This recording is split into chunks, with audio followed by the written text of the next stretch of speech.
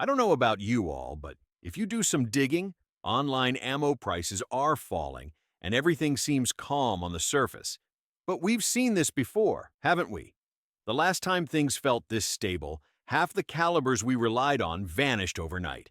So, what happens when the next panic hits and gun owners rush to stock up? In this video, we'll talk about 7 popular calibers that are dangerously close to drying up the moment demand spikes. We're not just talking about 9mm, 5.56, or even 22 long rifle. We're digging into the rounds most folks forget about until it's too late. You'll hear about why 7.62 by 39 might be one import hiccup away from vanishing, why 30-30 could leave deer hunters stranded again, and how boutique cartridges like 6.5 Creedmoor and 45 Colt are skating on thin ice. And if you're running one of the new high-capacity 380 autos or just got into 5.7 by 28, you're going to want to pay attention, because those rounds are already walking a tightrope. If you've lived through any of the recent ammo shortages, you know how fast prices explode and options dry up. Stick around.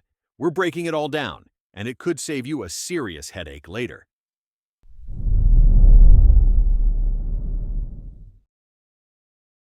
Many shooters are surprised by how fast 7.62 by 39 disappears once panic buying starts. Owners of AK pattern rifles, SKS enthusiasts, and those who run Ruger Mini 30s or PSA KS 47s rely on this caliber for its affordable balance of power and moderate recoil. It's also widely favored by preppers who appreciate its performance on a budget.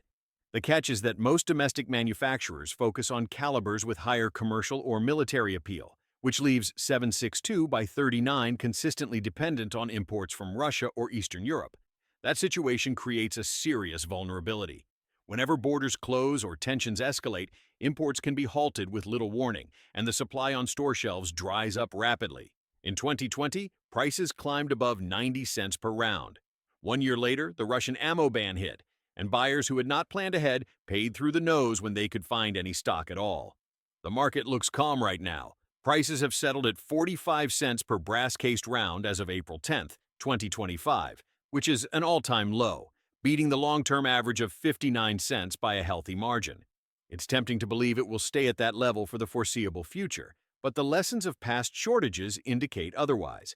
Cheap ammo often signals a temporary glut, or it reflects a momentary calm before some event triggers a run. Any new sanction or rumor about a looming ban tends to stir people into frantic buying. That abrupt shift can double the price overnight, and by the time the majority of shooters notice what's happening, the best deals have vanished. Granted, domestic production has grown modestly in recent years, but the lion's share of 7.62 by 39 on the U.S. market still relies on imported supply. American factories might produce enough to fill a small segment of demand, but it isn't close to matching the output of 9mm or 2.23. If anything disrupts the trickle of imports, or if political shifts tighten the flow again, shelves will empty even faster than they did before. The best move is to secure an adequate stock while the price hovers at 45 cents.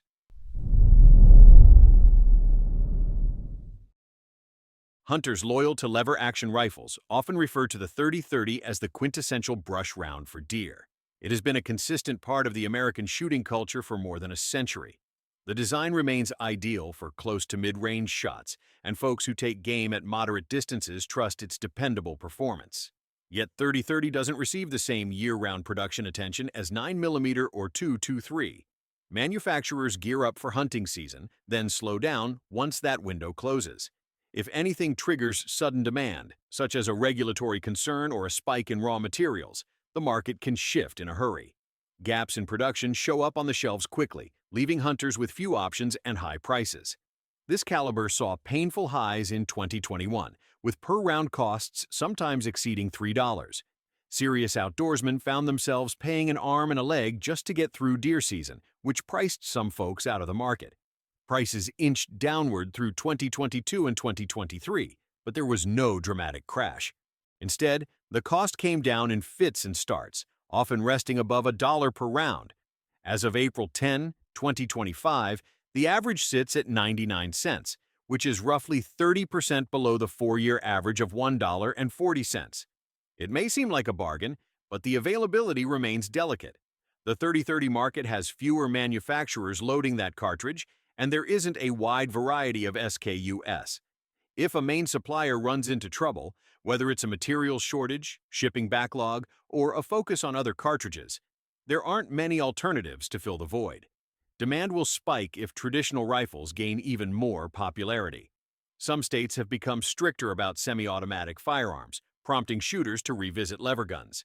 That renewed interest could strain an already limited supply. The best move for those who own a Winchester 94 or a Marlin 336 or any of the newer lever rifles is to buy extra while prices remain under $1.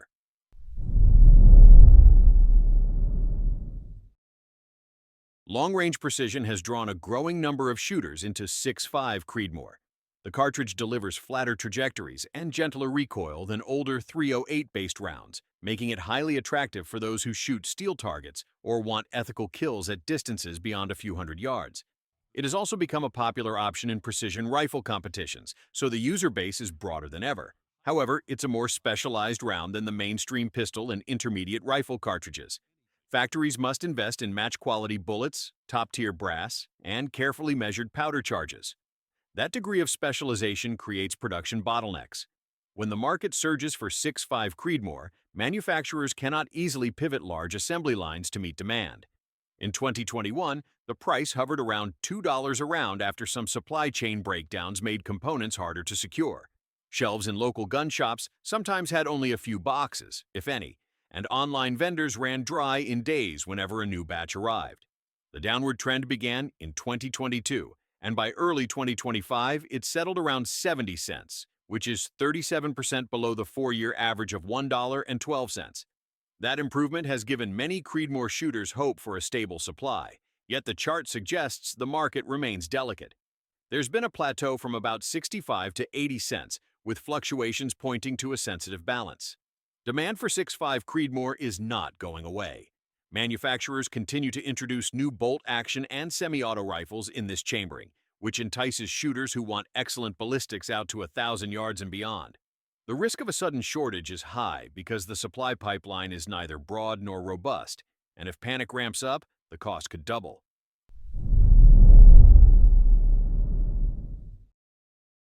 Many in the shooting community love the .45 Long Colt's old-school vibe and the thump it delivers on steel plates. However, because it doesn't experience steady demand like 9mm or .45 ACP, most large-scale ammunition producers dedicate their assembly lines to other calibers, leaving .45 Colt with a smaller monthly or quarterly run. That limited production can't handle a sudden jump in orders very well.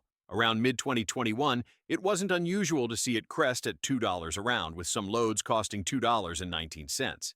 The price didn't freefall so much as ease down in a controlled manner. Today, it sits at 64 cents, which is 17% under its long-term average of 77 cents. That might look appealing, but a closer glance reveals it has recently inched up, reflecting about a 3% rise compared to the 3-month average and nearly 7% from the 12-month mark. Niche rounds like this can creep up in price almost unnoticed until it's too late. If a dedicated group of shooters catches wind of potential supply issues, they might buy out the small inventory faster than the factory can restock it. Some folks think .45 Colt is a novelty and doubt it will suffer from panic buying. History shows that all it takes is a rumor of restrictions or a shipping delay to knock an entire caliber offline. A few local shops might carry a handful of boxes, but once those are gone, nobody knows when the next shipment will arrive. This cartridge also lacks the broad ammunition brand competition of popular self-defense rounds, so there might be only 1 or 2 viable options at any given store. Fans of single-action revolvers, older Winchester or Marlin lever guns, or any modern firearms chambered for it should look at the current 64-cent level and consider whether they can afford to wait.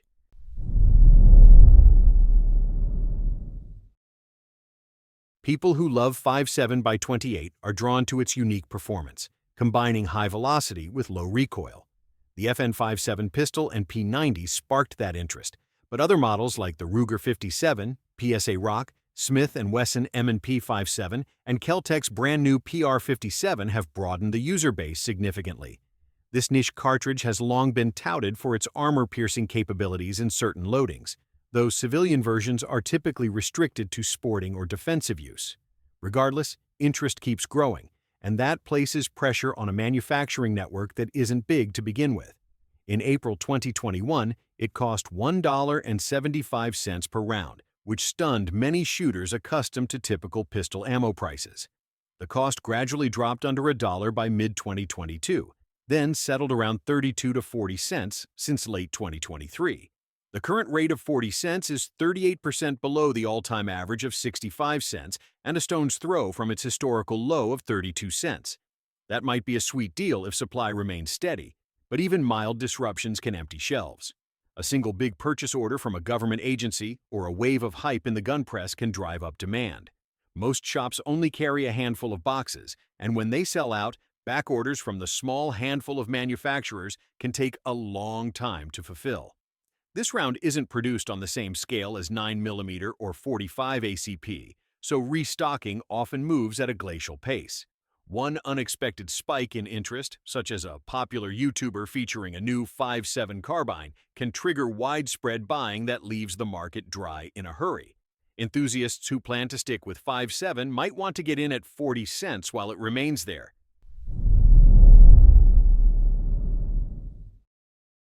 Shotgun users sometimes assume 12-gauge will always be on the shelf, given how widely it's used for bird hunting, clay sports, and self-defense. There's a belief that shotgun ammunition doesn't face the same pressures as centerfire rifle or pistol rounds. The reality is that defensive loads, such as buckshot and slugs, vanish quickly when people fear a shortage or anticipate civil unrest. Clay shooters might still find number 7.5 or number 8 shot, but that doesn't help if someone needs heavier loads to protect home or farm. 5 years ago during the cuff, prices shot above 70 cents a shell, then slid down over the next 2 years. By 2023, the average hovered around 35 to 40 cents, which helped many shooters rebuild their stockpiles.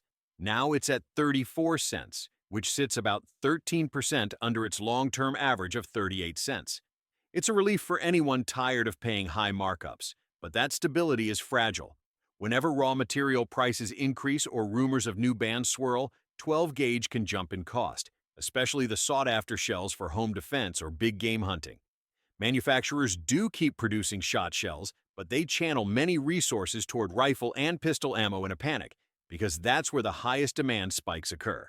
People who rely on 12-gauge for security or specialized hunting scenarios benefit from buying extra buckshot or slugs now.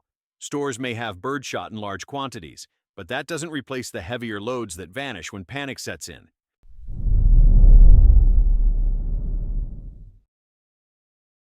.380 ACP has been blowing up in popularity ever since high-capacity .380 pistols hit the scene, like the LCP Max.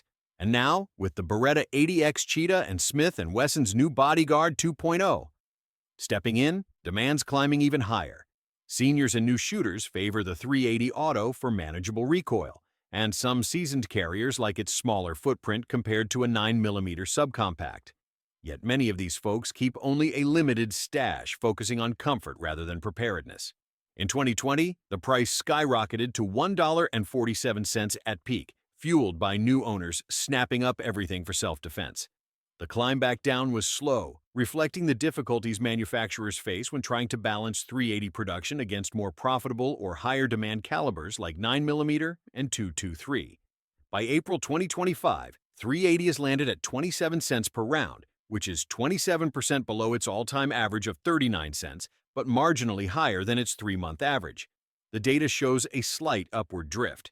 Factories often prioritize 9mm first because of its enormous user base, leaving .380 as a lower volume project.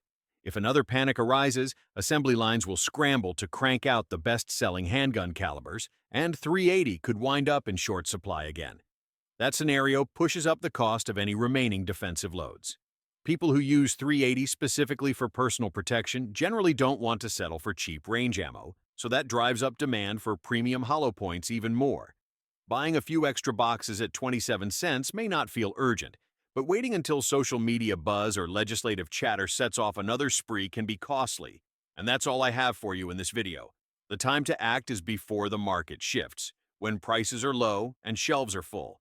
So, which of these calibers are you stocking up on, or already finding hard to get? Drop it in the comments, and don't forget to like, share, subscribe, and hit the bell icon so you don't miss what's coming next.